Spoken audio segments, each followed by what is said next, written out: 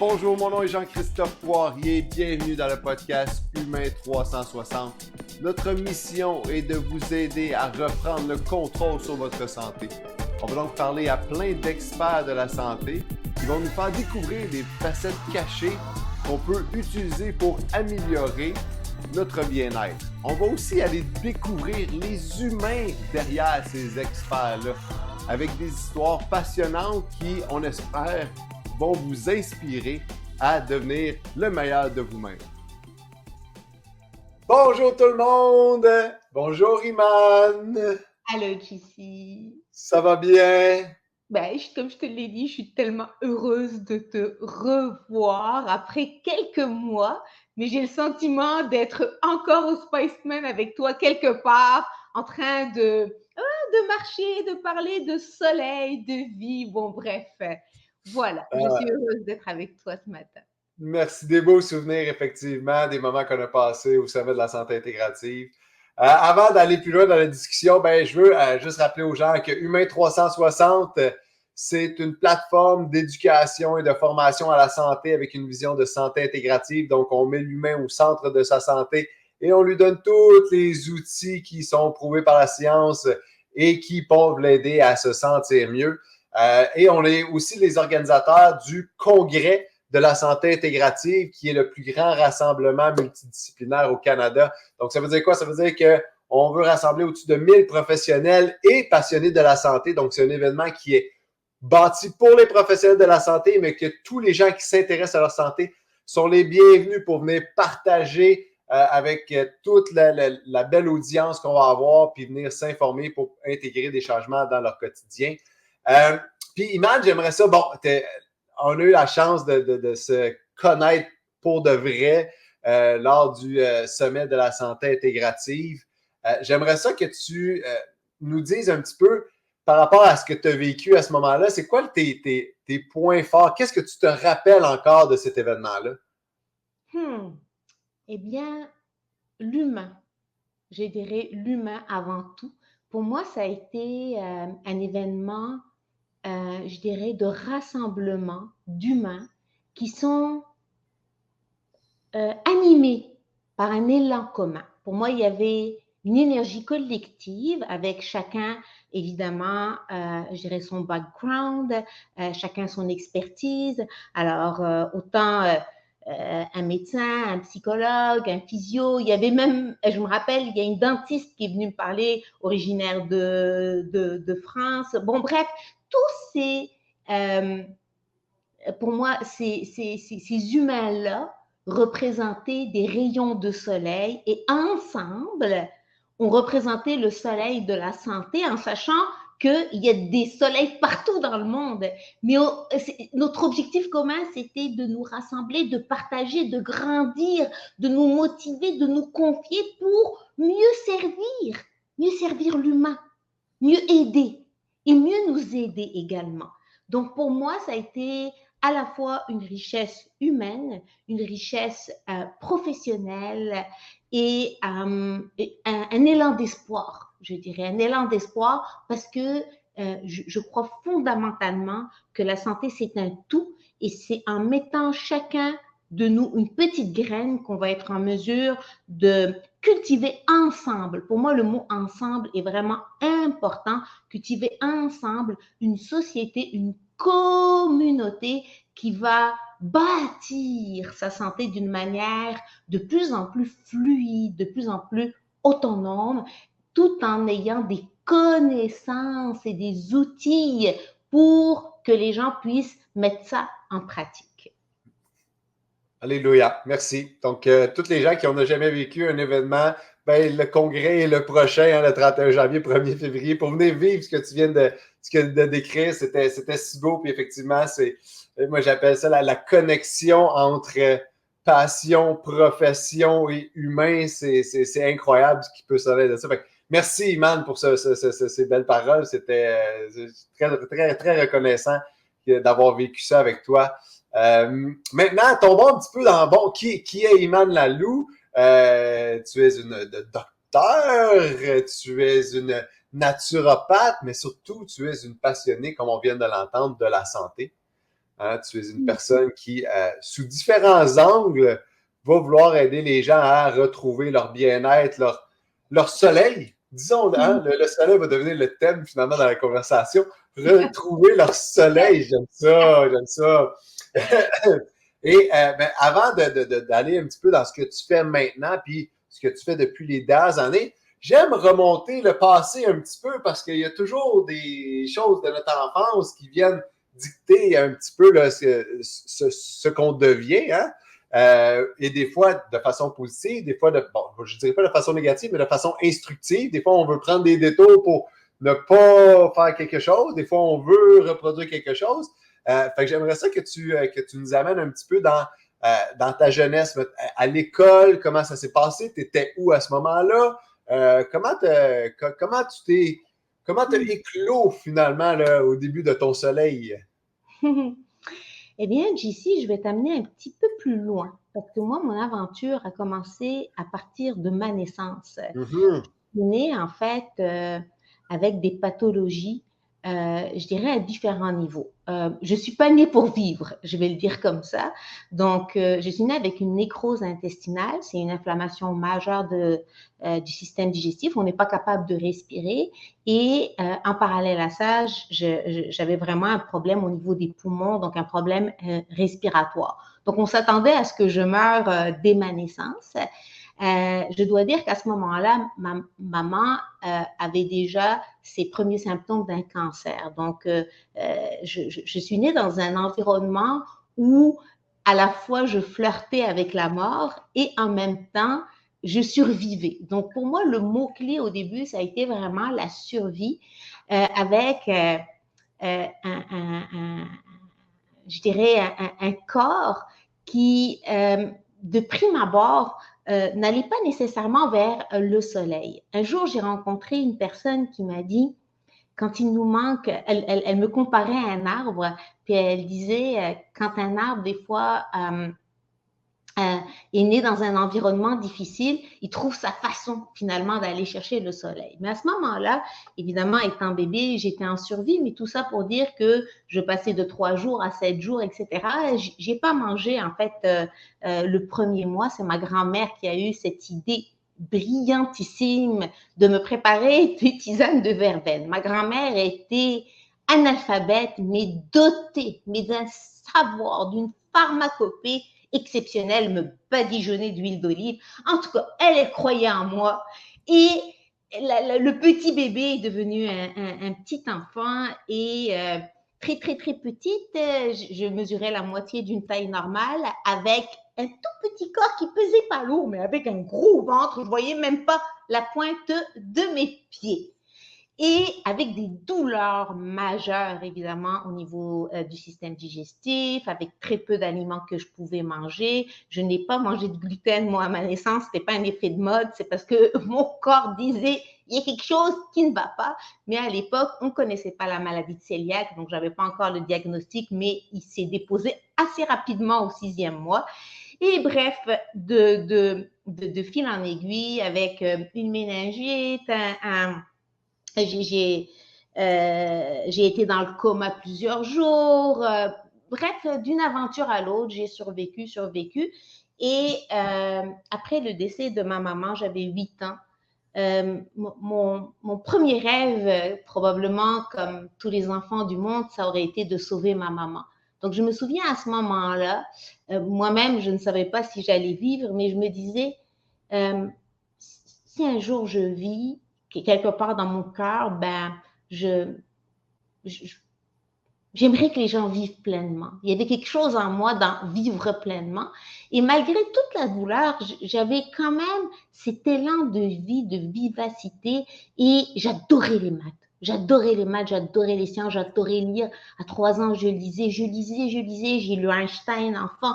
J'ai lu Gibran, enfant. En fait, je m'évadais dans ces lectures, de philosophie, de mathématiques, bref. Mais c'était ma façon de trouver mon monde à moi, puisque c'était difficile quand même. Autant j'avais des amis exceptionnels au niveau social. Évidemment, j'étais la petite araignée. J'étais dans un environnement aussi social qui qui m'aidait parce que j'étais dans un système d'éducation privilégié. J'étais à la mission culturelle française, on faisait du théâtre, mes profs étaient exceptionnels. Donc oui, il y avait des moments difficiles à l'école, mais l'école, ça a été aussi mon refuge.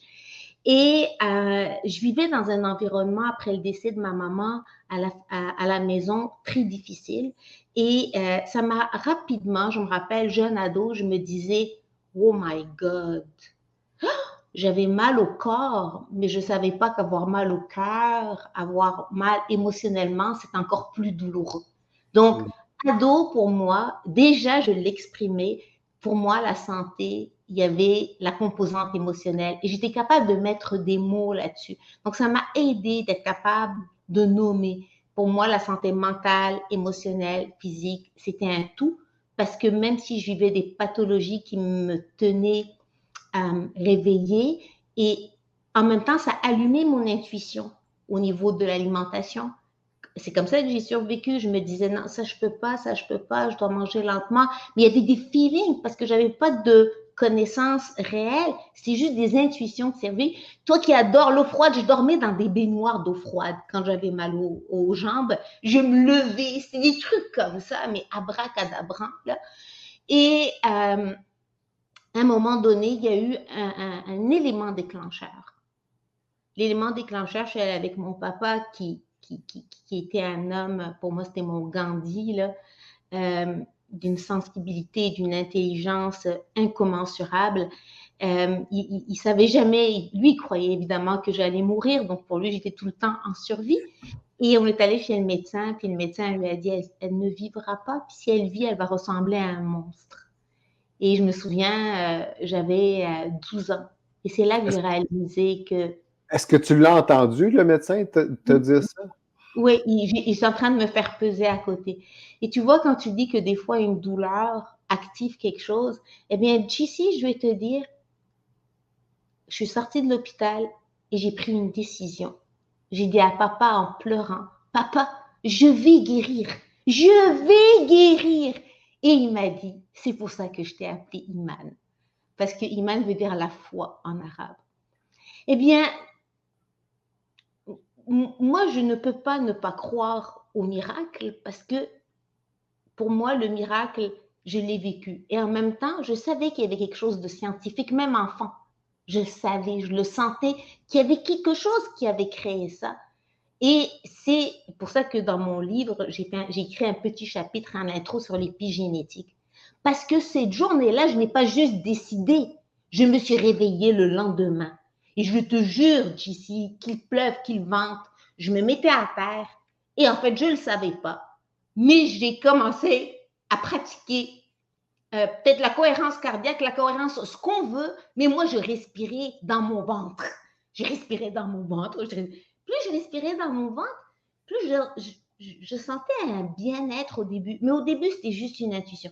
J'ai commencé à respirer de plus en plus, à me faire des massages. Et comme j'avais quand même une capacité cardio assez exceptionnelle, je faisais de l'athlétisme. Malgré tout, avec tout mon petit corps difforme, ben, j'ai réussi ça. Ça a pris 2 ans. Quand on dit que des fois, ça prend du temps, ben, ça prend du temps. Ben, je mangeais une variété très simple parce qu'évidemment, il n'y avait rien sans gluten. Je mangeais des fruits, des légumes, des noix, des graines, poissons, puis volaille. Et de l'huile d'olive. Et des épices. Et c'est tout. C'est tout ce que je pouvais manger. Donc, quelque part, ça m'a aidé sans même que je le sache. Et après 2 ans, donc là, ça a été le début pour moi de cultiver la persévérance, y croire malgré tout, la patience, peu importe, j'avais un but. Et c'est vrai que j'avais une chance parce que ça allait très bien à l'école. Tout était facile pour moi. Ça a été mon cadeau. Je captais tout. Donc, j'avais du temps, puis je m'amusais à l'école. C'était génial. Et entre midi et 2, je m'entraînais. Donc, c'était mon cadeau. J'avais du temps. Je n'avais pas besoin d'étudier. Et puis, après 2 ans, j'avais une ceinture abdominale tracée et j'ai fait partie de l'équipe nationale. Donc, à partir de... Donc, ça a été vraiment graduel. Et c'est ça qui m'a amené vraiment dans la résonance que la santé pour moi, c'était quelque chose d'important. Moi, j'adore ce parcours-là. Puis il y a tellement de choses qui me parlent dans ce parcours-là. Bon, tu as commencé à lire très, très, très jeune parce que le reste, c'était. Écoute, comme tu dis, on ne savait pas si ça allait être possible le lendemain ou pas, mais tu as été en action dans ce que toi, tu pouvais faire à ce moment-là. Puis souvent, on est comme, on a un type, j'aimerais ça faire ça, mais je ne peux pas, donc j'arrête de tout faire. Mais non, tu t'es rallié à ce que tu pouvais faire, qui était la lecture. Puis bon, la lecture, on s'entend, c'est génial. Puis ça rappelle, bon, il y a toujours, il y a la lecture, il y a le sport, il y a les arts, il y a la musique, il y a tellement de choses à laquelle l'humain peut se rattacher qui lui permettent d'évoluer. Puis tu sais, toutes les lectures que tu as faites, ben, je peux comprendre que quand la nutrition est venue, ben, tu étais capable de faire des liens parce que tu avais tellement de tout ce que tu avais lu. C'est sûr que ça l'a imprégné un certain message puis certaines connaissances que tu étais capable déjà de commencer à placer. Fait que ça j'adore ce concept-là. Puis c'est quelque chose que je vois souvent justement dans les gens que j'interviewe, avec qui je parle. Il y a toujours cet aspect-là. Ben là, je ne pouvais plus faire ça, mais je me suis mis à faire ça. Pour rester, puis on ne sait jamais où ça va nous mener, tu sais. C'est tellement juste ce que tu dis, c'est vrai, puis tu le dis tellement bien. C'est que sans même le savoir enfant, en fait, je suis allée dans mon possible. J'ai cultivé mon possible en sachant que le reste, j'avais au début, c'est vrai, un état d'impuissance vraiment immense.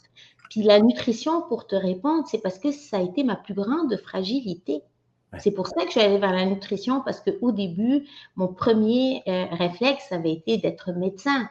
Et comme j'avais beaucoup de facilité à l'école, c'était est-ce que je pars dans les maths, est-ce que je pars dans les sciences? Donc, le côté mathématique m'a toujours fascinée. Et en même temps, plus j'avançais en biologie, plus ça me fascinait. Et pourquoi j'ai choisi en fait l'alimentation? C'est parce que ça a été le point le plus fragile et vulnérable, parce que j'avais des malaises digestifs qui créaient non seulement les malaises digestifs, mais qui créaient toute la honte qui va avec, toute la privation, bref, tout l'état émotionnel. Donc, je suis allée étudier là où j'avais le plus de fragilité. Et comme j'étais tellement passionnée par les maths et les sciences, je ne voulais pas aller en nutrition. Pour moi, je voulais absolument faire quelque chose en lien avec tout ce qui est sciences et génie. C'est pour ça qu'au début, j'étais ingénieure en génie alimentaire. Parce que j'avais besoin, moi, le soleil m'a toujours suivi dans le sens, j'ai besoin de quelque chose d'entier. Je ne voulais pas comprendre juste l'aliment. Je veux savoir comment on le fabriquait. Puis je trouvais le monde incohérent parce que je ne comprenais pas trop comment on pouvait prendre un aliment de très haute qualité puis mettre des sous et des technologies pour le ruiner. Ça ne me rentrait pas dans la tête. Je te jure. Et je disais souvent à mes profs, en étant étudiante, My God, je ne peux pas croire que je suis étudiante en génie alimentaire, puis c'est un monde sans génie. Parce que j'ai 52 ans, puis on était, JC, dans l'ère de l'aspartame. Toi, tu es jeune. Mais à l'époque, c'était ça. Aspartame, acésulfame, colorant, name it. Là, c'était comme pourvu que ça goûte bon, puis qu'il n'y ait pas de calories, puis pas de gras. Là, c'est à peu près ça. Oh, moi, je capotais. Je me disais, mais comment ça? On fait une crème chantilly, il n'y a même pas un ingrédient humain là-dedans, là. Rien. Mais non, mais, my God, mais qu'est-ce que c'est ça? Donc, c'est pour ça que ce passage en génie alimentaire, pour moi, était hyper important, parce que ça m'a réveillée par rapport à l'incidence des technologies au niveau de l'aliment et donc de notre santé et donc de nos comportements. Plus on en mange, plus on en veut.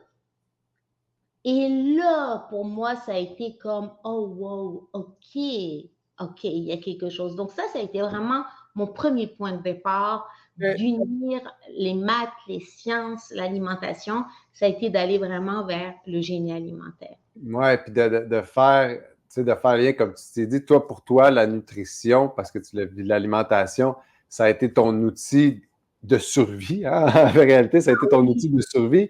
Puis au-delà de l'impact, on parle souvent de la nutrition, perte de poids. Non, on n'est pas là, là. On est dans la nutrition, le bien-être physique et le bien-être mental, d'être capable d'aller diriger tes pensées aussi, parce que hein, c'est de là, puis là, j'aime ça parce que tes études, maintenant, je comprends pourquoi la nutrition qu'on fait affecte nos pensées d'une autre façon en plus. Fait que tu sais, toi, tu t'es dit, hey, moi, je vais utiliser la nutrition, l'alimentation comme outil pour aider les gens parce que ça a un impact global, justement, sur le soleil. C'est pas juste de la perte de poids, hein. C'est pas juste de Non, bâtir un muscle, c'est l'ensemble de tout ça. Puis après ça, tu as comme découvert que la société nous amenait à venir scraper tout ça.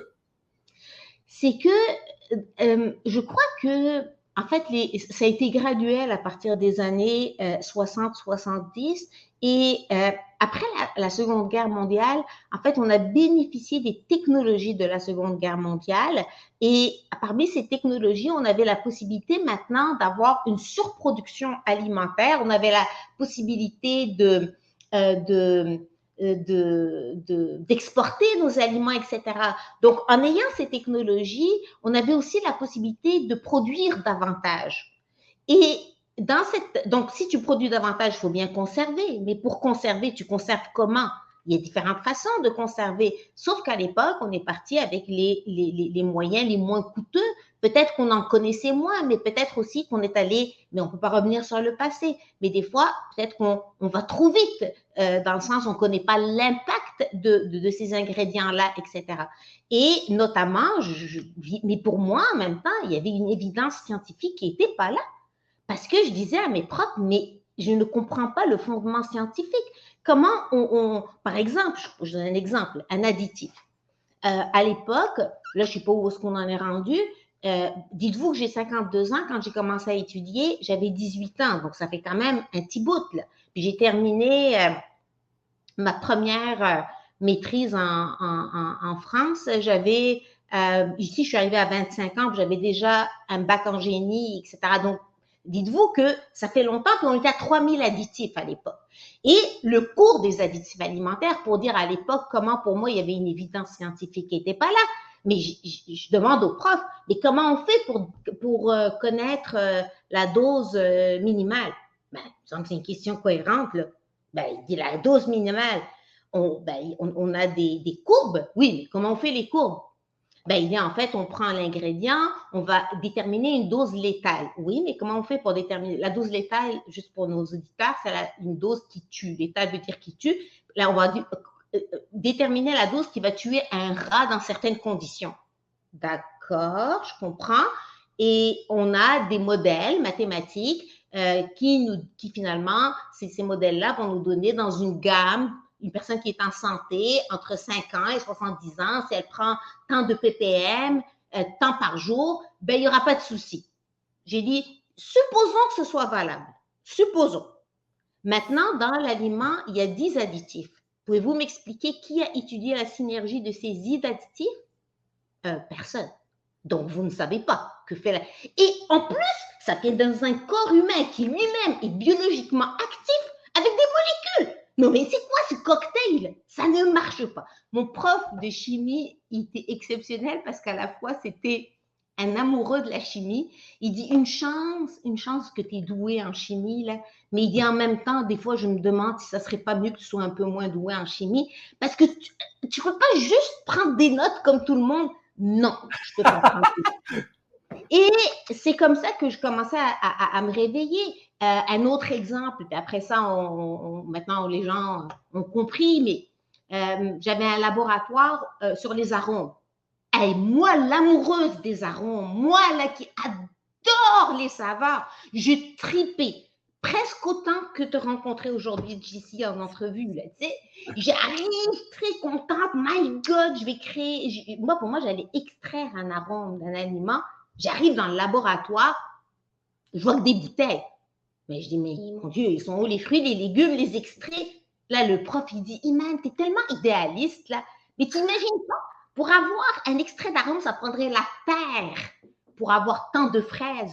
Mais là, je dis, comment? Oh my God. Pendant 3 heures, j'ai mélangé des bouteilles avec des gants. J'ai mis des gants pour créer un arôme. Ben oui, j'ai réussi. Mais c'est ça qu'il y avait dans le yogourt le matin. Ah non, mais je capotais, moi. J'ai dit non, non, non, non. Non, il y a une façon plus intelligente. Mais non, on ne peut pas standardiser l'aliment après. Non, mais tu rigoles, quoi? On ne peut pas standardiser l'aliment. On est en train de nuire à la santé des gens pour avoir un petit yogourt à peu près identique pendant... Non, ça ne marche pas. On peut unir, pour moi, mon slogan, c'est unir la science et la conscience. Mais à l'époque, je disais toujours, on peut unir la science et le bon sens. Voyons donc, ça ne fait pas de sens. Donc, c'est comme ça qu'en fait, mes interrogations sont venues. Et après, en fait, étudier, c'était aussi mon passeport pour voyager à travers le monde. J'ai toujours rêvé du Canada. Et le génie chimique, parce que j'ai fait une maîtrise aussi ici en génie chimique, m'a permis de mieux comprendre le génie des procédés. Ah ben, j'ai dit voilà, hein, on a juste à bien utiliser les outils qu'on a. Et là, j'ai commencé vraiment à avoir une vision constructive. Voilà ce qui est fait, mais voilà où on peut aller. Et on peut utiliser des technologies qui ne nuisent pas aux aliments en les conservant. Et j'étais fondamentalement convaincue. Ouais. J'ai une petite question pour toi sur les arômes. On voit souvent, là, il y a les arômes artificiels et les arômes naturels. Peux-tu nous décortiquer un petit peu? Parce que souvent, on le voit comme « Ah, mais c'est des arômes naturels, fait que c'est bon. » Est-ce que c'est forcément bon des arômes naturels par rapport à des arômes artificiels? Je pense que tu nous as décrit le cocktail. Peux-tu nous expliquer un petit peu ça? Bien sûr. Alors, quand on est dans un arôme artificiel, il est vraiment fabriqué avec des composantes chimiques en laboratoire. Donc, c'est même des solvants. Hein? C'est parce que quand on prend une goutte d'arôme et qu'on la voit dans un, comment je pourrais dire, un chromatographe en phase gazeuse, pour dire ça simple, c'est une petite machine, quand on met un arôme de café ou un arôme d'orange ou peu importe, on peut voir les notes aromatiques. Quand on voit l'arôme de fraise, nous, on a l'impression que c'est juste un arôme. Mais quand on le décompose, il y a plein de petits pics. Donc, en mélangeant des ingrédients, vraiment des solvants chimiques, on peut créer cet arôme-là. Okay. Et un arôme naturel, c'est que véritablement, à partir d'un aliment, je suis allée extraire cet arôme-là. Donc, c'est sûr que si j'ai un arôme naturel, je vais aller puiser à travers un aliment, donc ça va coûter plus cher. Donc, c'est pour ça aussi que certains, quand on va voir que des produits ne coûtent pas cher dans le prix, ben, c'est exactement la même chose. Donc, un extrait naturel, c'est que, par exemple, posons de la vanille, là, c'est quelque chose de... Oui, c'est ça, j'avais en tête, la fameuse vanille, tu as le petit pot à 45$ ou tu as le gros à 12$, là. Voilà, ça, c'est un bel exemple. La gousse de vanille, etc. Donc, on extrait d'une gousse, on va avoir vraiment un peu de vanille. Et des arômes, ça n'en prend pas de temps pour donner une saveur. Donc, c'est ça en fait, qu'on réalise au niveau scientifique. On croit gagner de l'argent, mais si on prend un arôme naturel, on a un parfum qui est naturel, mais l'avantage, c'est qu'on en met moins. Donc, il n'y a pas de souci. Il y a une autre façon aussi d'aller chercher des arômes d'un point de vue... Pardon, c'est un petit peu comme les huiles essentielles, hein? Des huiles essentielles, c'est exactement la même chose. Des bonnes huiles essentielles, tu vas en mettre une goutte dans un diffuseur, puis tandis qu'il y en a, elle coûte trop cher, fait que je vais prendre l'autre, mais il faut que je mette 15 gouttes. Et voilà, exactement. Donc, un arôme naturel peut être créé de différentes manières. Des fois, on va prendre vraiment, par exemple, des fraises, supposons, mais si on lyophilise les fraises, donc lyophiliser, ça veut dire qu'on congèle, puis après ça, l'eau, on va la transformer finalement, on va la sublimer, elle va se transformer en glace. C'est quand ils sont vraiment en poudre, mais on peut mettre vraiment de la poudre de fraise. Et puis voilà, c'est aromatisé à la fraise. Il y a différentes façons. On peut aller chercher l'essence de rose, l'essence de. Il y a une façon d'aller chercher ces arômes-là. Et quand vous voyez conservateur ou arôme artificiel, puis là, je m'adresse à nos auditeurs, ne regardez même pas la liste des ingrédients. Déposez l'aliment. Déposez-le. Parce que ça veut dire qu'il y a une vision derrière ça. As-tu une une statistique de pourcentage des aliments dans lesquels il y a des arômes artificiels à l'épicerie? Un pourcentage, non, mais je dirais intuitivement, là, je dirais minimalement 75%. Je vais vous dire pourquoi. Mais ça, je vous dis, c'est pas du tout une statistique. Non, Juste non, non. pour rester dans le respect. Je dis ça pourquoi? Parce que quand on est autour du supermarché, là, on est dans le rayon frais. Donc là, il n'y a pas de conservateur, du moins, à moins qu'évidemment, dans les légumes, il y a les pesticides. Mais mettons que, si je parle de conservateur, et il ne faut pas non plus devenir fou, hein. Donc, moi, je suis du style, le bon sens, c'est pas on commence à capoter sur tout, là, tu sais. On se dit que notre corps est vivant, il est capable de s'adapter c'est pas parce que vous avez mangé un broco pas bio aujourd'hui que c'est la fin du monde. C'est ça que je veux dire. Et quand vous êtes dans les linéaires, les rayons du supermarché, mais ici, tout est quasiment avec des conservateurs, sauf quelques exceptions. Les 2 rayons bio et dans les rayons pas bio, heureusement maintenant, et j'en suis heureuse, de plus en plus d'aliments vont avoir avec des ingrédients naturels, etc., etc., notamment, puis aussi des aliments qui n'en ont pas besoin. Je pense à la compote de pommes. Tu sais, donc, tous ces aliments-là, le café, etc. Donc, je dirais une grande partie, puis ce qui est important, et puis malheureusement dans la partie des enfants. C'est la partie des jujubes et compagnie, là, c'est une folie. Puis en même temps, au lieu de toujours vous battre sur ce que vous ne pouvez pas, essayez, s'il vous plaît, de cultiver ce que vous pouvez. Si ces aliments existent encore, c'est parce qu'il y a des gens qui les consomment. Plus nous allons être conscients de notre alimentation, mais ça demande aussi un état d'esprit. Si vous faites les choses dans le contrôle, la privation, etc., ça ne marche pas. Si vous faites dans le jugement, ça ne marche pas. Allons-y comme des étudiants, des élèves. Moi, j'ai appris. Et des choses que je ne savais pas, puis j'apprends encore. Mais ne jugeons pas et essayons simplement de faire des choix pour aujourd'hui mettre un peu plus de vie dans mon corps et un peu plus de vie dans ma vie. Ouais, j'adore ce point-là de pas être dans l'aspect. Bon, là, je pense à l'allée des céréales. Quand je vais dans l'allée des céréales avec mes enfants qui ils veulent tout, hein, ils ont toutes des belles couleurs, ils ont tout. Puis plus ils sont belles, moins ils sont bonnes pour la santé. C'est pas mal la règle d'or. Puis justement, de leur dire comme ah ben non, Émile, on prendra pas ça. Puis là, c'est bon, je vais souvent leur dire comme c'est pas très bon pour ta santé. Moi, je reviens toujours au concept d'énergie. Donc, tu sais, moi, je vais dire, ben, tu sais, Émile, si tu manges ça, ben, tu vas manquer d'énergie un petit peu plus tard ta journée. Alors que si tu manges les bons griots maison qu'on fait à la maison, les bonnes crêpes maison qu'on fait avec des vrais aliments, bon, oui, il y a de la farine, mais dans des crêpes, c'est correct, là, il y a différents types de farine. Puis encore une fois, tu l'as dit, le but, c'est pas de complètement virer fou, c'est de le manger puis de s'assurer qu'on se sent bien. Puis, tu sais, fait que j'explique de façon, hey, mais toi, ce que tu manges, c'est vraiment bénéfique pour ton niveau d'énergie. Oui, j'explique, ça va t'enlever de l'énergie. Je comprends que tu aimes ça dans ta bouche, c'est normal, c'est fait pour ça. C'est un peu comme un bonbon, c'est fait pour ça. Tu ne veux pas manger des bonbons en te réveillant le matin, tu n'auras pas d'énergie pendant ta journée. Toi, c'est quoi un petit peu les conseils, puis bon, en tant que maman aussi, comment tu le vis ça, comment tu le partages?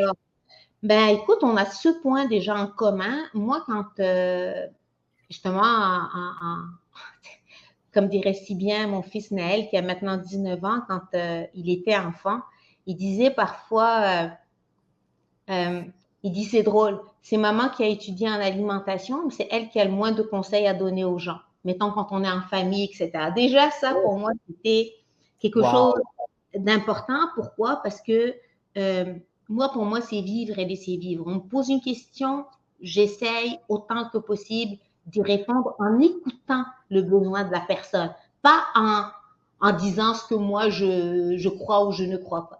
Deuxième chose, si on reste dans la gamme des enfants, pour moi, un enfant, je ne dis pas c'est bon pour ta santé. Je mets des mots-clés.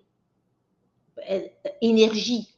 Par exemple, si un enfant a envie de Oui, oui, exact. Je pense, parce que moi, je vois JC en caméra. Si par exemple, le côté fort pour un gars, là, ça va parler. Ou bien des choses vraiment pratico-pratiques. Je pense à mon fils. Moi, je suis du genre, moi, j'ai un côté ingénieur, un côté aussi expérience. Tu sais, d'abord, le garde-manger de Noël, quand il était enfant, puis encore maintenant, tu sais, il y a le chocolat, les noix, etc. Pour moi, tout va ensemble. J'ai jamais dit ça c'est santé, ça c'est pas santé, ça c'est ci, ça c'est ça. Donc ça c'est important. Un jour il voulait absolument, il était dans un trip de beurre de pinot. Tu sais?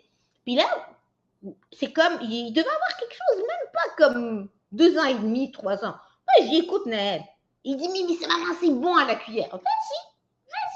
Mais il dit, mais vas-y quoi? Ben vas-y, je dis, moi ce que je crois, si tu en manges beaucoup, après, je suis pas sûre que ton petit begon, il va aimer ça. Mais à toi de voir. Tu veux l'essayer, tu le sauras.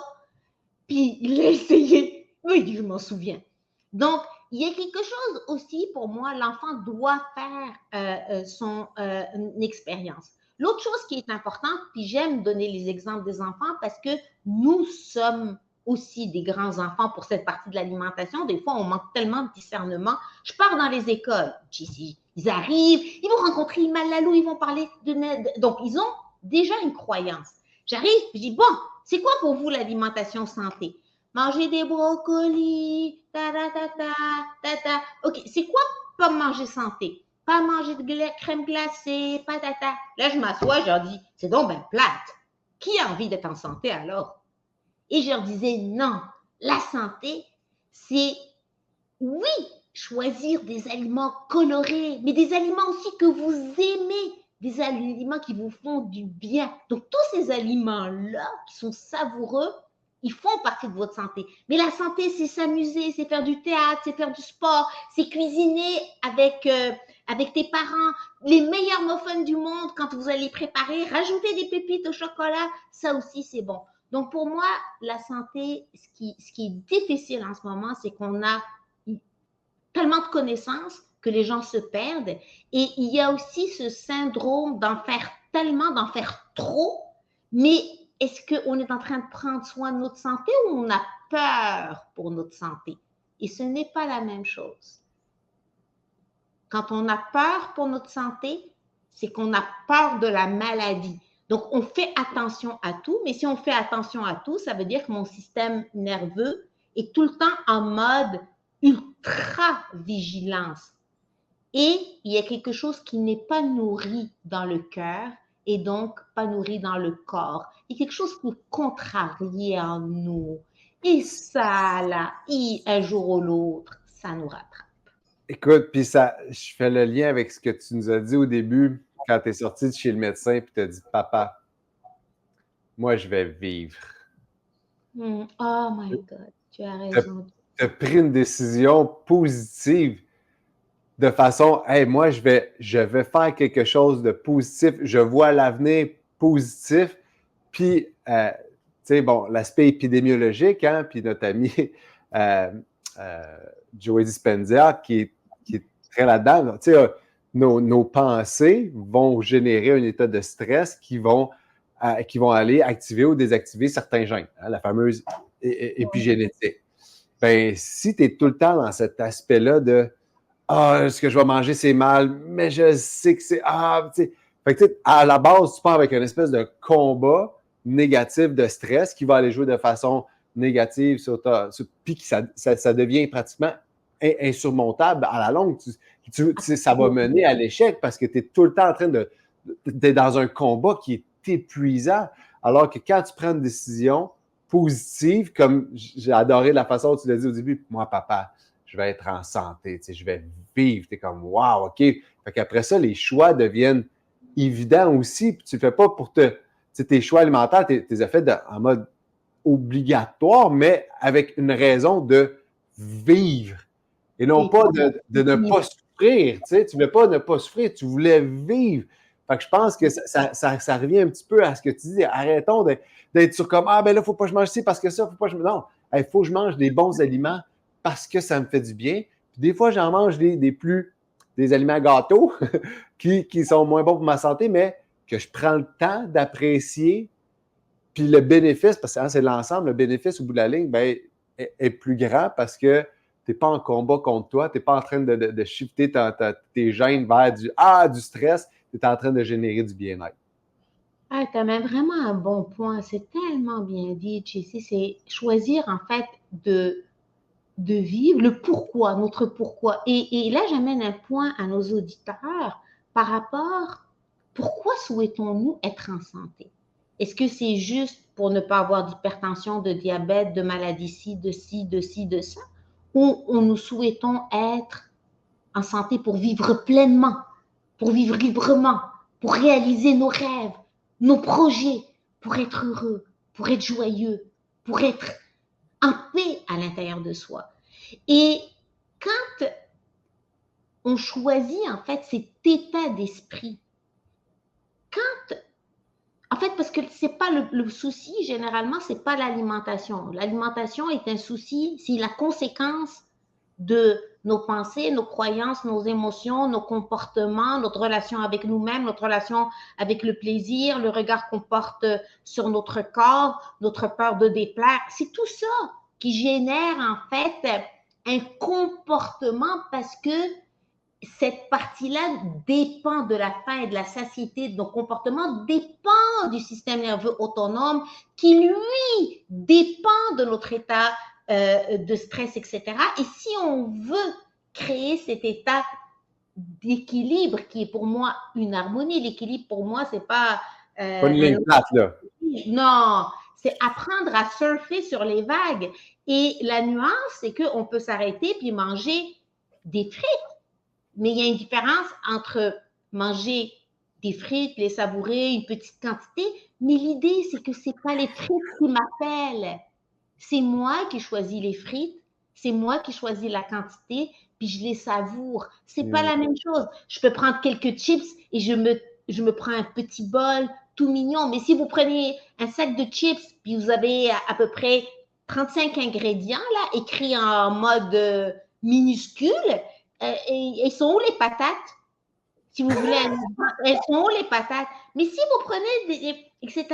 Mais est-ce que le plaisir, c'est pas aussi croquer pleinement dans une pomme? Est-ce que le plaisir, c'est pas... Moi, là, les bleuets, je suis fascinée comment c'est fascinant ce que la vie peut déjà nous offrir comme cadeau. Arrêtons de voir le plaisir seulement dans les frites. Non, le plaisir, c'est le poisson grillé, etc. C'est l'herbe fraîche, c'est prendre de la menthe fraîche, c'est prendre basilic. Tout ça fait partie du plaisir, mais le plaisir ne peut pas remplacer la joie. Le plaisir est toujours éphémère. On a besoin d'un stimuli pour le plaisir. Donc, le plaisir a sa place. Mais quand on s'y attache, il y a un souci. Et quand on le contrôle, il y a un souci. Est-ce que ça se peut que souvent, quand on mange de la nourriture qui est des frites, des pizzas, comme notre ami Jean-Yves Dionne le dit si bien, le néfaste food, est-ce que ça se peut que, même en le mangeant vite, souvent on a tendance à manger ces aliments un petit peu plus vite, on ressent cette espèce de « Oh, c'est bon dans la bouche », c'est instantané, hein, de la façon, la chimie que ça crée dans la bouche, l'espèce de plaisir, la dopamine et tout ça. Est-ce que le fait de manger vite nous empêche aussi de profiter des aliments qui sont bons? Tu sais, est-ce que justement, manger un céleri, manger un brocoli, manger un concombre, de se mettre dans la bouche, de manger puis l'avaler, comme ça goûte à rien? Absolument. Bien sûr, parce qu'au niveau de la bouche, en fait, c'est le premier contact sensoriel. Notre langue contient les 5 saveurs. Si on fait la cartographie, on a le sucré, le salé, l'amer, l'acide et le piquant. Et ce premier contact, en fait, avec la bouche, crée un premier contact au niveau du plaisir. On oublie combien que la bouche est un des organes les plus sensoriels du corps, parce qu'il me semble qu'on n'embrasse pas avec notre nez. Si on embrasse avec notre bouche, il y a une raison. Donc, cette bouche, quand on prend en fait le soin de la combler, premièrement, il y a ce contact. L'être humain est un être de contact. Quand on mange vite, c'est qu'on est stressé, on est anxieux, ou on n'est ni stressé ni anxieux, mais on l'a déjà été, Et on a tellement appris à avoir ce comportement. Ce comportement fait partie maintenant de nos circuits neuronaux. Donc, c'est devenu un automatisme. Donc, on mange vite sans même nous rendre compte. Donc, ce premier contact, en fait, c'est une chimie. Mais cette chimie envoie des signaux à notre cerveau, envoie des signaux à notre corps. Et le fait de mastiquer, la mâchoire, en fait, détend le système nerveux. Et ça, c'est fascinant ce que ça crée comme contact avec l'aliment et aussi l'incidence que ça va créer par la suite. Et pendant ce temps-là, tu sais, quand tu manges un sushi, puis tu fais tu sais, il y a quelque chose en nous qui est en train de se détendre, de savourer, et l'aliment va être en partie prêt pour la digestion. Donc, les réponses, les signaux vont être rapides. Mais quand on mange vite, en fait, c'est comme si on zappe tout. Alors, notre corps n'a ni le temps d'avoir les signaux, ni les actions mécaniques et biochimiques pour qu'ils puissent te donner le signal de cohérence, arrête de manger, ne pas manger. Quand c'est le céleri, c'est parce que même si c'est un céleri ou peu importe l'aliment, mettons, qui est sans additif, tu n'es juste pas là et ton corps est déréglé, il y a une fonction qui est déréglée. Et quand c'est un aliment avec effectivement des additifs, etc., il y a un goût de reviens-y. C'est un peu comme si des fois, ça arrive au niveau des humains, quand on est avec une personne, puis on a l'impression qu'elle est avec nous, mais elle ne nous accorde pas d'importance. Pas parce qu'elle ne nous aime pas, mais elle ne nous écoute pas. Elle a l'esprit ailleurs. Mais nous, on mange des fois un peu comme ça. On a l'esprit ailleurs. Comme si c'était, et en même temps, comme si c'était juste un passage. Alors, on le veut, mais puisque nous aimons le plaisir, pourquoi on ne prend pas notre temps? Mais on le veut, puis on ne le veut pas. Alors, on le veut-tu ou on ne le veut pas? Donc, tu sais, c'est d'amener un état de conscience. Et quand je prends conscience, te souviens-tu, Jessie, de tes premières rencontres amoureuses? Je sais combien, quand tu parles de ta famille, il y a tellement cet état qui brille dans tes yeux, là. Tu te souviens comment on mange lentement, on est amoureux, on est présent. Donc, l'instant aussi nous nourrit. Mais on associe ça toujours à quelque chose d'extérieur. Et si nous aussi, on pouvait créer ça en étant seuls? Ça se peut pas, ça? Juste être ensemble, toi et moi, Iman et Iman, puis savourer mon aliment, c'est pas possible. Ça, c'est d'Astor, hein, si on mange en écoutant les réseaux sociaux, en scrollant, puis c'est ça, fait qu'on tombe, on se déconnecte. C'est un message que j'aime beaucoup partager, c'est que, tu sais, avant de regarder ce qu'il y a dans ton assiette, là, tu t'es-tu rendu compte de ce que tu avais mangé? Dans quel état on mange a une influence très grande. Tu l'as dit, c'est la mastication. Bon, on sait que la mastication est la première étape, justement, pour faciliter la digestion, mais comme tu l'as dit, j'aime en plus, la mastication, ben, ça aide à connecter au niveau de notre système nerveux parasympathique. Fait que ça nous met dans un état de digestion supérieur. Hein, la gorge, le fait de bien avaler, comme on sait, notre cou, les vibrations, puis notre nerf vague, sont collés, là, la connexion est directe. Fait que toute cette action-là de prendre le temps de mâcher, ça a une influence sur cette globalité-là, finalement. Exact. Puis le fait aussi, il y a un acte aussi, je crois, de choix. Tu sais, quand on choisit des fois par exemple, de commencer à courir ou de commencer à prendre soin de nous d'une manière ou d'une autre, avez-vous remarqué, là, je m'adresse aux auditeurs, comment on crée un effet crescendo? Tout d'un coup, on a envie de le faire dans tout. Pourquoi? Parce que change ton comportement au niveau de ton alimentation, de ton assiette, tu vas changer ton comportement par rapport au reste. Donc, c'est le fait, en fait, l'acte de la décision, mais d'y aller par petits pas et de ne pas voir ça comme une corvée, d'y aller vraiment en se disant, regarde, je vais me préparer une belle table, etc. La dopamine m'appelle, les réseaux, les ci, les ça. OK, mais j'en suis conscient, mais est-ce que c'est vraiment ce que je veux? Est-ce que c'est vraiment ce que je veux au plus profond de moi ou qu'est-ce que je veux fuir? Posons-nous des questions. Et de mettre une belle musique, etc. Mais au début, on a un inconfort. Ben, c'est normal, on est habitué aux autres comportements. Mais est-ce que c'est véritablement ce qu'on veut à long terme? Mais on sait que non. Eh bien, ayons le courage de vivre l'inconfort. Ouais. Et parce que dépasser l'inconfort permet de réguler la dopamine, le GABA, la sérotonine, cortisol, dingue. Tu peux nommer tous les régulateurs et surtout, nous permet de faire des choix conscients. Ne pas laisser ni les réseaux sociaux t'appeler, ni ci, ni ça. Je ne dis pas que c'est facile. Moi-même, j'apprends. Puis, on a des secteurs de notre vie plus difficiles que d'autres. Commencez par les plus faciles. Ça augmente le courage. Des fois, on n'a pas le goût d'aller courir, on n'a pas le goût d'aller marcher, etc. Allez-y gentiment. Faites-le moins longtemps, mais allez-y. Prenez la décision de prendre acte, c'est déjà une victoire. Ça amène, on s'en fout du résultat. Allez-y parce que vous savez que c'est important pour vous. J'aime ça. Moi, j'aime ça aller au-delà de ce qu'il y a dans l'assiette. On regarde toujours. C'est là que ça devient compliqué de savoir quoi manger. C'est ça, là, faut-tu pas je mange ça avec ça, pas avec ça, pas avec ça. Puis ça devient stressant. Mais avant de se rendre là, peux-tu juste comme avoir une belle assiette, prendre conscience que tu as ton assiette. Puis une fois que tu le prends, la réalité, c'est qu'une fois que tu t'arrêtes, puis tu prends le temps de te préparer une assiette, puis de te rendre compte de quoi qu'il y a dedans. Déjà, si tu es dans cette conscience-là, ça se peut que tu modifies tes choix. Parce que tu vas faire comme, ouais, il me semble qu'il y a 3/4 de patates, puis il n'y a pas de verre. Ouais, je vais peut-être.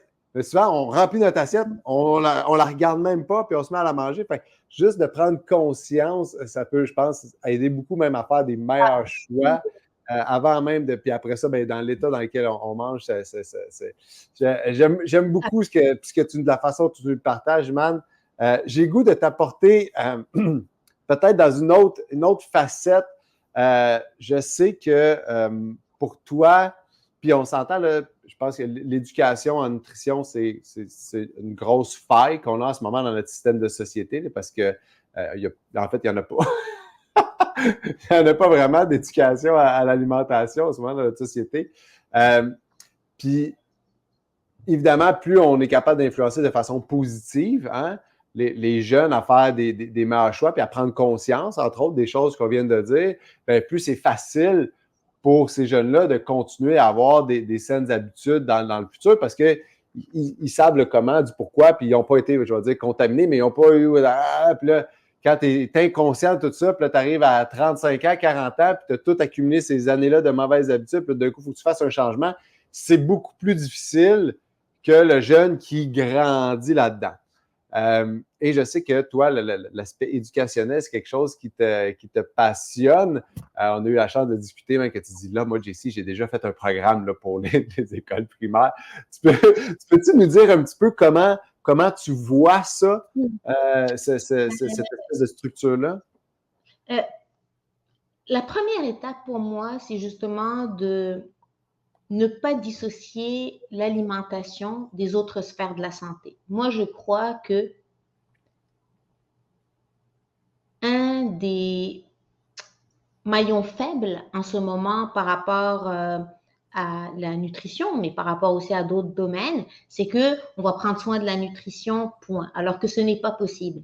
Moi, ça, c'est le bonheur d'avoir toute la sphère santé globale dans ma pratique. Pour moi, je commence par le sommeil, la respiration, le mouvement, la relation avec soi, bref, tous ces aspects-là. Et au niveau de l'éducation, ben, nous sommes un tout, on n'est pas l'un et l'autre. Et ma vision, moi, je crois que l'être humain, en ce moment, on le sait, la problématique n'est pas une question de connaissance, ni pour les parents, ni pour les enfants. Et je crois que tout s'apprend. Et quand on arrive à 35, 40, 60 ans, on met beaucoup de temps à désapprendre. Et ma vision, c'est d'aller vraiment au niveau scolaire. Mon rêve, en fait, c'est de créer un programme. En fait, je l'ai créé. Maintenant, c'est d'être en mesure de le partager avec les concernés. Oui, exactement. C'est vraiment d'arriver dès le début. Donc, ça veut dire que j'ai maths, français, arts, sciences, bref, toutes les matières. Et à partir du début du primaire, jusqu'à la fin du secondaire.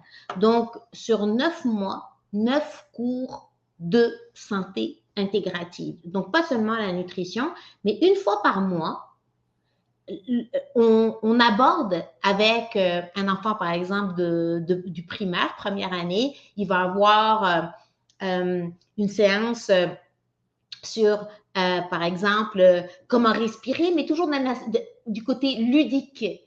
Le côté aller toucher la partie, par exemple, de sa créativité, puisqu'il est enfant, puis il peut créer, etc., pour se détendre, parler du sommeil, etc., mais toujours dans l'aspect qui va avec la pédagogie de l'enfant.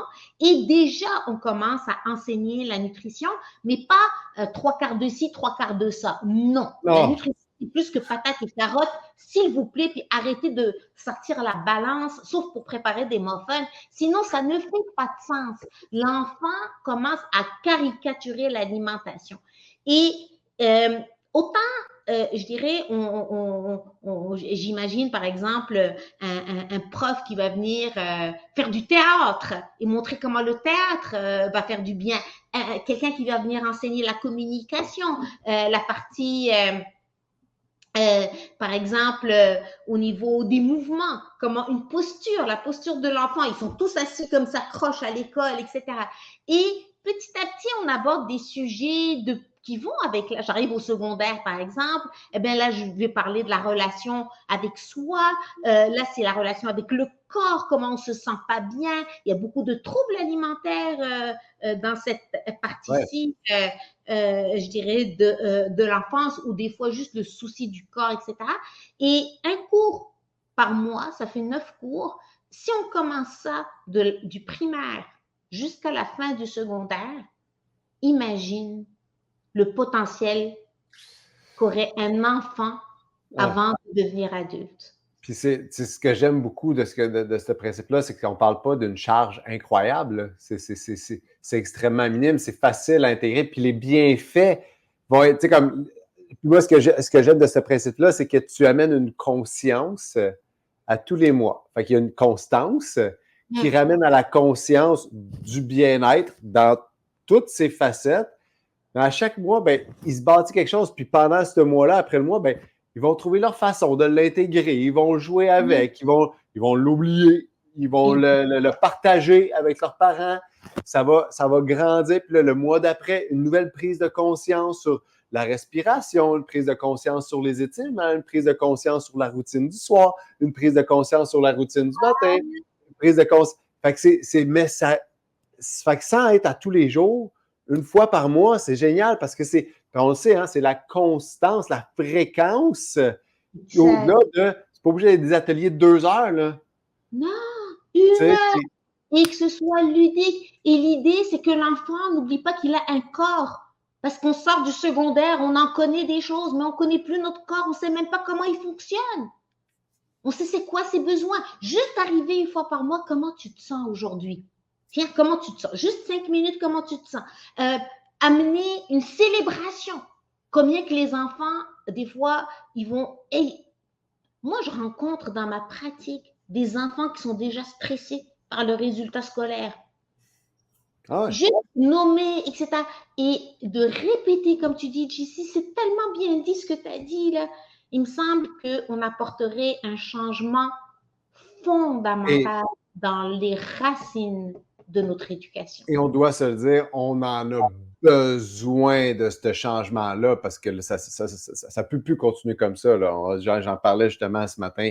Ça ne peut plus continuer comme ça parce qu'on va frapper un mur que ça va nous coûter trop cher. On s'approche de ce mur-là, puis tout va se privatiser parce qu'on va avoir atteint notre cap, là.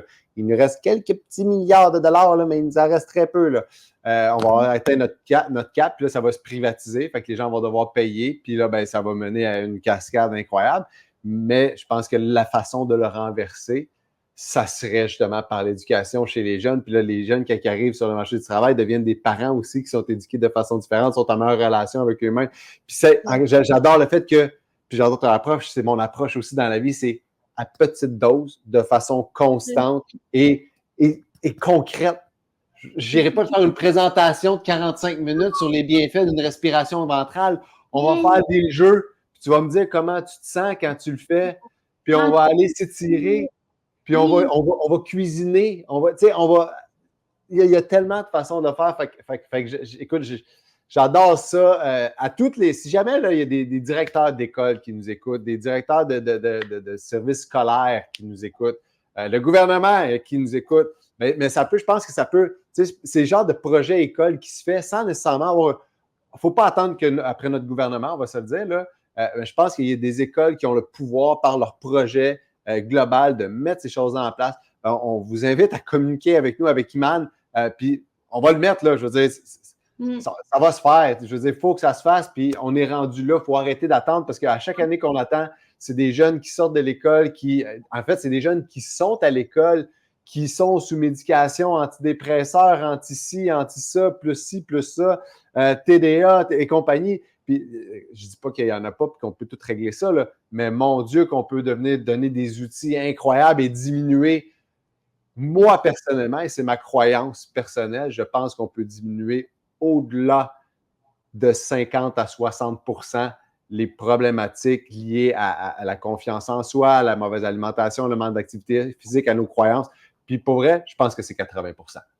Et c'est les futures maladies chroniques, hein. C'est que ça, c'est prouvé scientifiquement. Autant des complexes comme maladies, autant les maladies chroniques dépendent de nos habitudes de vie et nos habitudes de vie se bâtissent pendant l'enfance.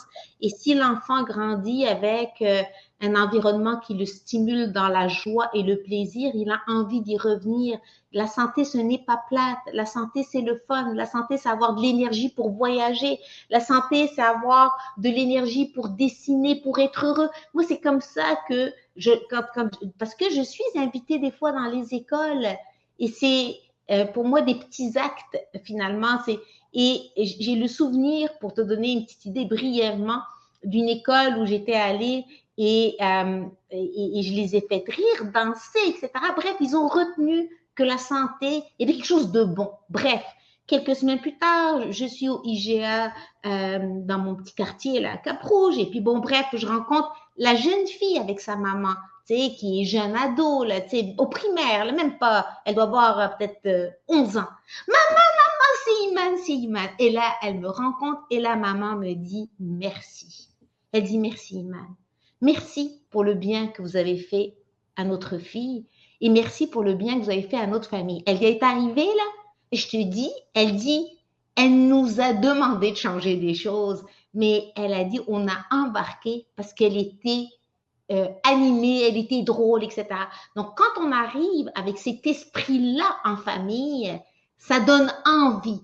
Si on arrive avec un autre esprit, donc l'apprentissage doit se faire il faut imprégner nos enfants. Il faut leur donner le goût d'aller faire du plein air, mais qu'ils trouvent ça le fun et qu'ils disent « Hey, maman, quand est-ce qu'on va aller ensemble au parc de la Jacques-Cartier ?» Moi, quand mon fils me dit ça aujourd'hui à 19 ans, je me dis, il me le disait peut-être pas à 5-6 ans, mais maintenant, c'est imprégné, et c'est comme ça que ensemble, nous, collectivement, les commissions scolaires, les écoles, les éducatrices sont exceptionnelles aussi. Bref, tous ensemble, on peut faire une différence.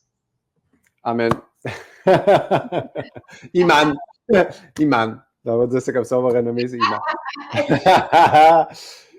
C'est ça le soleil, c'est le soleil qu'on veut éclairer les jeunes, on veut éclairer l'éducation, puis comme tu l'as dit, pas avec juste la nutrition, puis j'aime ça, c'est ça la santé intégrative, c'est pour ça que Humain 360 existe, c'est pour ça qu'on fait les congrès pour rassembler aussi ces acteurs-là, pour mettre ces choses-là de l'avant. On a d'ailleurs des directeurs d'école qui vont être présents au congrès pour venir chercher cette information-là, puis voir comment ils peuvent intégrer des choses dans leur quotidien.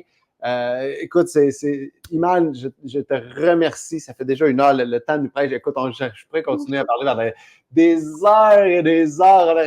On l'a déjà fait un peu. En fait, on se rend compte qu'on est capable de s'échapper assez facilement. Mais bon, la loi du temps nous amène un petit peu vers la fin.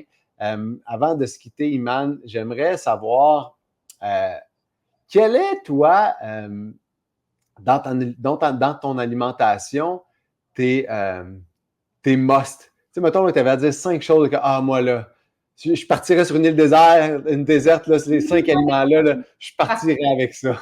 Ah, j'adore. Eh bien, je dirais, si je pars sur une île déserte, je ferai le vœu d'avoir de l'eau potable. Pour moi, c'est très important. Pour moi, boire, c'est vraiment un acte essentiel avant de manger. Et pour moi, ça, c'est fondamental pour mon équilibre. Après ça, si je pars sur une île, un aliment que j'amènerai assurément avec moi, c'est facile à dire, c'est d'abord une pomme, les pommes. Pourquoi? Parce que c'est un symbole dans ma vie. C'est un des premiers aliments avec la carotte qui m'ont sauvé la vie, vraiment. Les aliments du bébé. Et encore aujourd'hui, je suis pas tannée. Et quand je dis pomme, c'est vraiment prendre une pomme et puis vraiment croquer dedans. Ça, c'est vraiment pomme, carotte, ça, j'adore. J'apporterai de la verdure. Oh my God, la verdure. Moi, là, je suis une amoureuse de verdure. J'apporterai quelque chose de doux. Moi, j'amènerais pas du kale, genre, tu vois. Moi, je suis du genre, les tubes. Ah non, moi, là, c'est tout le temps tout ça. Donc, j'amènerais ça. Ah oui, dans une île déserte, c'est sûr, je vais avoir des poissons. Des poissons. Je suis une amoureuse de poissons. J'apporterai de l'huile d'olive. De l'huile d'olive. Et là, j'en ai 5, il m'en manque un. J'apporterai des saveurs. Et comme j'ai juste un choix, je vais prendre une saveur qui contient les 5 saveurs. Je ne sais pas laquelle, mais je suis sûre que sur cette île déserte, il doit y avoir de la magie pour que je mette ma petite épice finalement sur mon petit poisson. Puis après ça, puis si je pouvais avoir un petit peu de citron pour mon petit truc, ça serait cool. J'aurais super heureuse. Ça serait comme mon must. L'huile d'olive, du l'huile d'olive. de la couleur et des saveurs. Et voilà, sur l'île déserte, ça serait comme mes 5 aliments. Simple de même, pas plus compliqué. C'est parfait, c'est bon. J'adore et j'adhère. Moi, je me serais apporté une poule. C'est brillant, ça. Moi, toi, c'est la poule, tu vois, c'est que j'adore. Moi, c'est j'adore une poule. Puis, et quand je vais venir te voir, je t'apporte des œufs frais. Mon fils. Oui, exactement. C'est pour ça. C'est tellement. Je mange des œufs dans ma vie. C'est comme l'aliment, un des aliments principaux que je mange à tous les jours. Fait que d'avoir des bons œufs, ça fait toute la différence. C'est quand tu le casses, puis il est orange. Il n'est pas jaune fluo, là. Il est orange. Puis tu dis comme waouh! Iman, ton pays préféré pour où tu sens que qui, pour toi, respire le plus la santé? À date, je dirais, ça a été le Costa Rica. C'est là où j'ai senti, des fois, je ne sais pas si c'est le pays ou c'est le momentum, mais quand je suis arrivée, j'avais le sentiment, vraiment, pas la sensation, le sentiment que mon corps était dans son élément. Tout était là. J'avais l'océan, et en même temps, moi, je suis une fille de nature, j'ai besoin de nature, et d'avoir les vagues, d'avoir la jungle, d'avoir les couleurs, d'avoir tout ça à la fois. Puis l'alimentation, je capotais. Là, j'étais en groupe, j'amenais un groupe en voyage. Le matin, là-bas, là, je mangeais les ananas les yeux fermés. Il était interdit de me parler pendant que je mangeais mes ananas et ma papaye. Je te jure. Silence à bord, là. Ça, c'est le pays qui m'a, je te dirais, touchée, émue, bouleversée. C'est vraiment le Costa Rica pour le moment. C'est beau. J'ai très hâte d'y aller. Ça fait longtemps. C'est un de mes pays. C'est mon pays que tu connais. Je sais où tu aimerais aller. Costa Rica. J'irais faire du surf, de la randonnée, manger justement ces choses-là en nature. Ça me parle beaucoup. Dernière question. Vers où tu portes tes intentions pour les journées, les semaines, les mois à venir? Quelle est ton intention? Mon intention, en fait, c'est de poursuivre vraiment les premiers pas. Et pour moi, c'est vraiment un chemin qui va vers l'expansion par rapport à répandre au niveau du collectif. Au début, j'ai été beaucoup dans le one-on-one et de plus en plus maintenant, je suis dans le collectif, que ce soit au niveau des entreprises. J'aime être avec des groupes, j'aime être avec des groupes de, je dirais autant des entrepreneurs, etc. J'aime aussi nos réunions entre professionnels. Donc, tout ce qui est partage au niveau du collectif, pour moi, ça, c'est quelque chose d'important, du plus petit jusqu'au plus grand. Donc ça, au niveau formation, conférence, etc. J'aime aussi dans mes intentions les voyages de groupe. Pourquoi? Parce que les voyages de groupe m'amènent à sortir les gens de leur environnement. Il y a un changement vraiment de paradigme parce que tout d'un coup, au début, je perds mes points de repère, etc. Donc, par exemple, oui, le dernier, j'étais au Costa Rica, mais pour vous dire, le prochain, j'amène le groupe dans le désert du Maroc. Je peux vous dire, c'est autre chose. Donc, ces voyages-là nous amènent à créer un environnement intérieur aussi après une exploration intérieure. Donc, ça aussi, l'écriture. J'aimerais avoir plus de temps pour écrire davantage. Tu aimerais prendre plus de temps. Oui. Je dis, j'aimerais avoir plus de temps. Hein, le temps étant de prendre ce temps-là, finalement. C'est bien dit, merci. Je te demandais pour vraiment bien me corriger. Oui, j'aimerais prendre le temps d'écrire parce qu'écrire, c'est un état d'inspiration. J'ai besoin d'un état bref, du temps. Tu as raison. Et léguer, je dirais, un héritage tout petit mais vivant. Moi, ce que je souhaite, c'est juste semer une petite graine qui va grandir par rapport aux prochaines générations, comme j'espère l'avoir fait pour mon enfant. C'est mon plus grand souhait, comme tous les parents, de lui avoir offert le meilleur de ce que je pouvais. Donc, j'aimerais qu'on prenne soin de nous et de prendre soin de notre terre aussi, bref, tous ensemble. Moi, j'aime le mot ensemble. J'aimerais que nous unissions davantage. Je ne suis pas quelqu'un qui nourrit la division. Moi, j'aime nourrir l'union. Unissons-nous, écoutons-nous et aidons-nous à aider les autres. C'est mon souhait le plus profond. Ben, écoute, merci d'avoir ça comme intention. Puis que j'en profite pour inviter les gens au congrès, qui est le plus grand rassemblement, qui est l'endroit pour rassembler vraiment beaucoup de gens, pour justement passer ces messages-là, cette énergie-là. C'est ça qu'on ressent aussi, comme tu l'as dit au début. C'est une énergie qui se partage, où on peut repartir avec une motivation, une inspiration, des intentions de collaboration, de partage pour faire grandir la santé. Fait qu'écoute, Iman, merci beaucoup de cette conversation. Permets-moi, Jessie, de prendre un petit moment pour te remercier, toi et Pierre-Olivier, de rendre hommage à cette première journée où vous avez choisi de créer Humain 360 et en conséquence, donc, les congrès.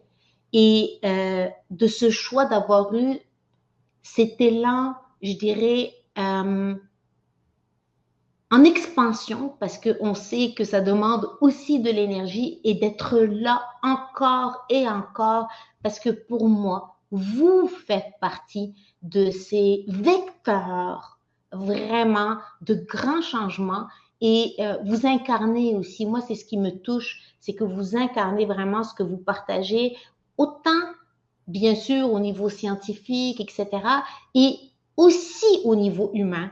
Donc, le Humain 360, pour moi, vous représente bien dans votre simplicité, votre humanité, votre bienveillance, votre tolérance, votre ouverture et aussi dans votre façon concrète de bâtir des événements pour aider le collectif.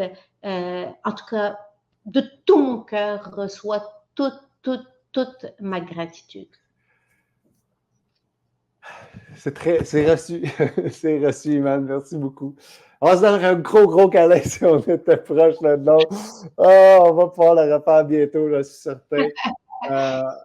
Fait qu'écoute, merci. C'est avec des commentaires comme ça que ça nous donne aussi une bonne dose d'énergie pour continuer à le faire et d'inspirer les gens à reprendre le contrôle sur leur santé et de fournir des outils pour qu'ils puissent le faire.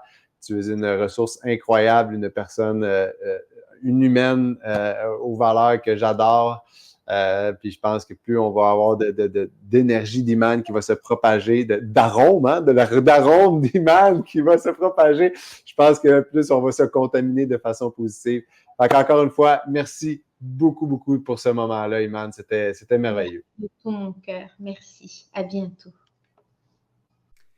Et oui, déjà la fin. Vous avez aimé cet épisode. Merci de partager avec les gens autour de vous, que ce soit en nous donnant une notification, des étoiles, partager pour faire connaître la bonne nouvelle, pour nous aider à accomplir notre mission qui est aider le plus de gens à reprendre le contrôle sur leur santé. Mon nom est Jean-Christophe Poirier. Au plaisir de vous revoir dans le prochain épisode.